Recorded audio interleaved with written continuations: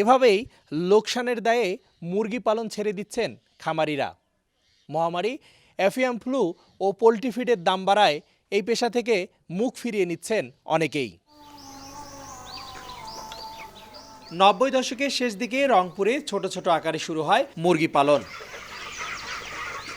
এরপর ২০০৪ থেকে ২০০৫ সালের দিকে ব্যাপক হারে শুরু হয় খামার ভিত্তিক মুরগি পালন। সে সময় লক্ষাধিক মুরগির খামারও গড়ে ওঠে। কিন্তু ২০০৭ সালে মহামারী হিসেবে দেখা দেয় এভিয়ান ফ্লু, যার প্রভাব পড়ে পোল্ট্রি শিল্পে। ধীরে ধীরে কমতে থাকে খামার। ২০১৯ সাল থেকে পোল্ট্রি খাদ্যের ধারাবাহিক মূল্যবৃদ্ধি আর কর্পোরেট কোম্পানিগুলোর সিন্ডিকেটে এ শিল্পে নেমে আসে বিপর্যয়। পুঁজি আমাদের শেষ, এখন আর আমরা খামার করতে পারতেছি না। কোম্পানি সিন্ডিকেট করার পর থেকে তারা ঠিক করছে যে তাদের ওষুধ, তাদের ফিড, তাদেরই বাচ্চা নিতে হবে। বাচ্চা কোনো সময় ভালো দেয়, কোনো সময় খারাপ দেয়।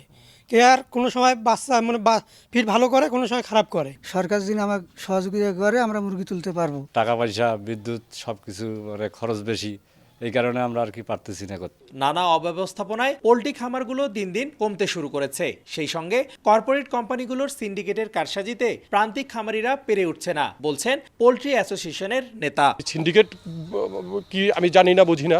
আমার কথা হচ্ছে যে তারা এভাবেই করার কারণেই আপনার মানে ডিমের মূল্যটা এভাবে মাঝে মাঝে বেড়ে যাচ্ছে এবং ডিমের উৎপাদন খরচ যে বেড়ে গেছে এটাও সত্য। এদিকে খামারিদের প্রাণী সম্পদ অধিদপ্তরের সঙ্গে যোগাযোগ না থাকায় এই শিল্পে ক্ষতিগ্রস্ত হওয়ার মূল কারণ বলছেন সংশ্লিষ্ট কর্মকর্তা। কিছু খামার ভিজিট করবেন, তাদের সাথে ক্ষতিগ্রস্ত যারা হয়েছে তাদের সাথে আলোচনা করবেন কেন ক্ষতিগ্রস্ত হলো, যারা লাভবানের মুখ দেখতেছে তাদের সাথে আলোচনা করবেন আপনি কেন লাভবান হলে। এই দুই জায়গায় আলোচনা করার পরে প্রাণী সম্পদের সাথে বসে যখন আপনি আলোচনা করবেন তখন আপনি সঠিক সিদ্ধান্ত নিতে পারবেন এবং আমার মনে হয় জীবনে আপনারা কখনো আর ক্ষতিগ্রস্ত হবেন না।